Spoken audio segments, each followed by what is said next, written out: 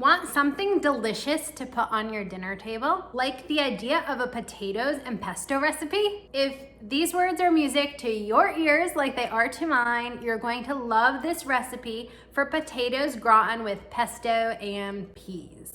I'm gonna take you into the kitchen. Oh, I'm Jenna, by the way. I always forget that.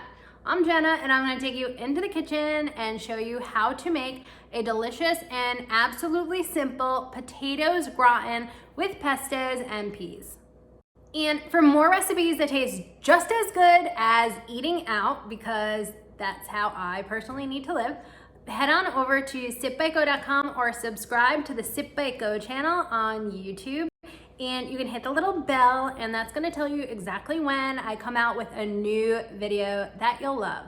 So actually, this recipe video is going right over to Kim. Now, Kim saw me post this, and I was just kind of in the testing phase for this recipe, so I wasn't yet ready to put it on sipbitego.com, but she asked what was in it, so Kim, here's the video finally. And Jonathan, I also thought of him because he loves to make apple pie, and something about like the mandolin slicing with the potatoes for this gratin makes me think that he's gonna love making this too, because he absolutely loves to cook. So grab your potatoes, grab your pesto, and I'm gonna show you how to make potatoes and pesto gratin, and I'm gonna throw some greens in there just so we check the mark for veggies in this dish too. And just a quick note, thank you so much for the awesome, I use kale pesto in this recipe, but you can also use carrot pesto or anything else. These two are from Freak Flags Organic, and they're so sweet. They sent me like this entire sampler kit of their tasty pestos because they're available now on Amazon, and this isn't like a promotion for them, but they partnered with me to do a giveaway of my sous vide cookbook along with these, and yeah, just thank you so much. These were really delicious to add in, but you could use any store-bought pesto that you have to make this potatoes gratin.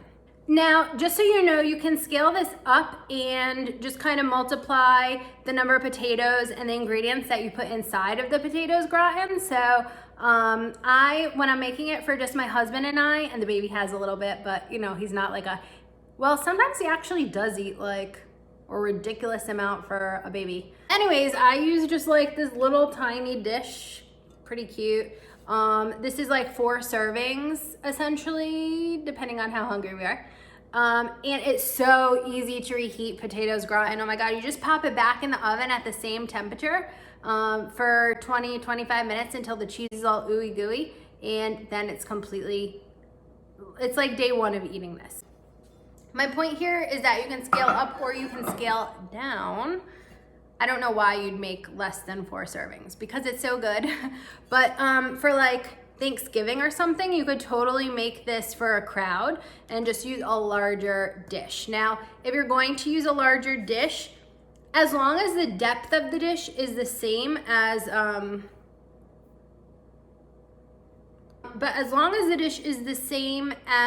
thickness, then it's gonna cook for the same amount of time. So the dishes usually get bigger, they usually don't get deeper, so that should be quite fine. But just you have to leave it in until the cheese all bubbly and stuff, and that's how you know that the inside is cooked. So to make this recipe, I used 3 russet potatoes, and with the mandolin, I was able to slice them really thin.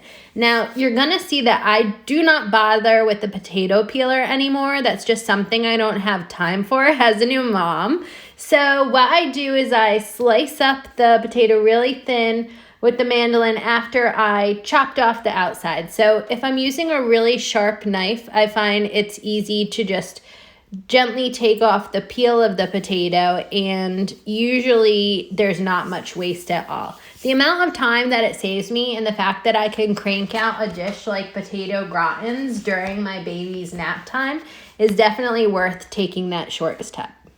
So the next thing that I do is I prepare the onions. I'm a huge caramelized onions fan. You can skip this if you don't like onions, but let me tell you, you can always put the onions in raw. This will kind of steam them in the potatoes gratin, but I love my caramelized onions. So I diced up half of an onion here, and I put it in the pan on medium heat with some salt. and some olive oil, and I just kept stirring it around. Sometimes you'll have to use more olive oil and you're gonna have to babysit these onions. That means you need to really keep stirring them as it goes. Now, I have a complete video on how to caramelize onions on the sipbitego YouTube channel and also at sipbitego.com. You can reference that if you want to get really into caramelizing onions, but for the purpose of this recipe, all you need to do is dice up half of an onion, put it in a pan with maybe half a teaspoon of salt, maybe half a tablespoon of olive oil, and just keep moving them around so they don't burn. You can turn down the heat to medium-low if they're starting to get too brown, and you can also add a tablespoon of water or just a little drizzle of more olive oil to prevent them from burning. You need to really just kind of tune into the onions, and if you're seeing burn, do this thing. Do not throw them out. Just have a little confidence, turn down the heat, and add a little olive oil to the pan. All right, so the next thing that I do to prepare the potatoes gratin is to prepare my cheese. And this video I filmed while in quarantine, so I was just using what was available. So here you'll see that I used about 1/3 to a 1/2 cup of cheddar cheese, and then I used some mozzarella that I just diced. I love the fresh ball mozzarella. This was the log mozzarella. Oh, so delicious and creamy. And I love the mix of the cheddar and the mozzarella. It bubbles really nicely on the top. So after I was done dicing these together, I think I had about a cup of cheese total. You could really use any cheese you want. Sometimes I'll add a little Parmesan in. Just make sure a lot of your cheese is type of cheese that gets really melty. Something that you'd want to have in a grilled cheese. So the next thing that happens is all of those beautifully mandolin sliced potatoes go into the dish, and I kind of eyeball it to make sure that the dish I'm using is equal in size to the amount of potatoes I have. They'll cook down a little bit, but not too much. Okay, so I like comfort foods, and I want to know if you do too. So if you like comfort foods, drop me a yes in the comments. So I added half a layer of the potatoes, and then I added in some, like half of the caramelized onions, half of the cheese, and I threw in some frozen peas because of course you want to add something green to the dish. Makes it healthy. Just kidding. So anyways, once that's all done, the inside like secret section, then it's time to add more potatoes on top. And really, potato gratin should not be intimidating whatsoever, but I totally get that it can be because I have cooked it incorrectly in the past. So one thing I like to do is add a lot of flavor without gunking it up with too much cheese. I mean, half a cup of cheese is pretty liberal, but here I'm just going to add some pesto and milk, and there is a little flour in the milky mixture that you're going to see coming. But yeah, I don't use like thick creams. I don't use a cream cheese or anything in this. I try to keep it pretty true to the ingredients, and you know, it does end up pretty indulgent at the end. So the final touch goes in after that milky pesto mixture, and the final touch is more of the tasty ingredients that went on the inside, and now they just go on the outside. So I'm just kind of evenly distributing the cheese here and making sure that the peas and everything are equally distributed, so when it comes out, everyone gets a little bite of everything in their serving. So as you can see, I'm just, you know, being a perfectionist here, mixing up the colors and everything.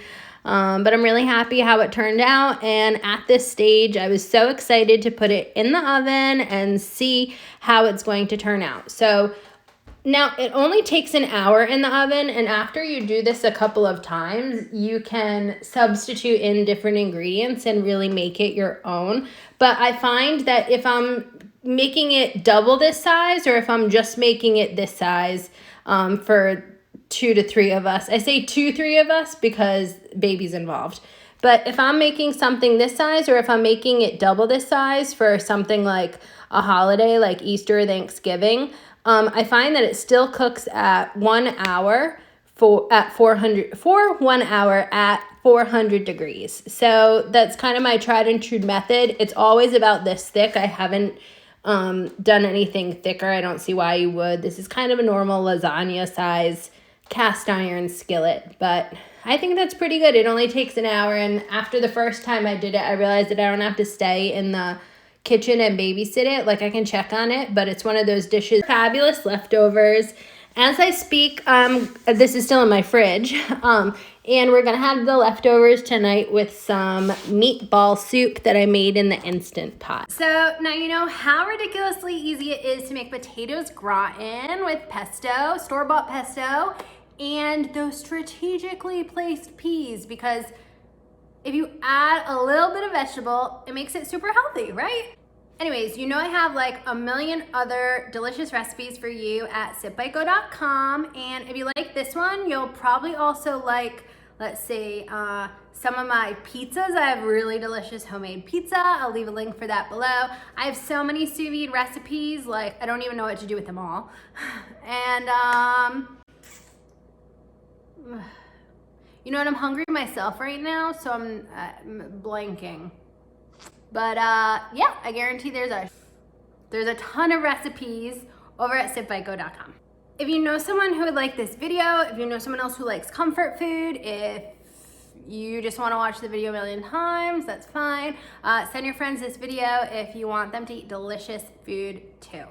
Well, I hope that you have a wonderful and delicious potato-y filled day.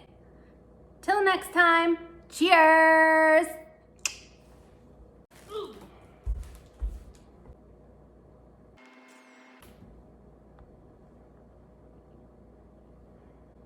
Hello, it's time to pick another video or you gotta get the heck out of here.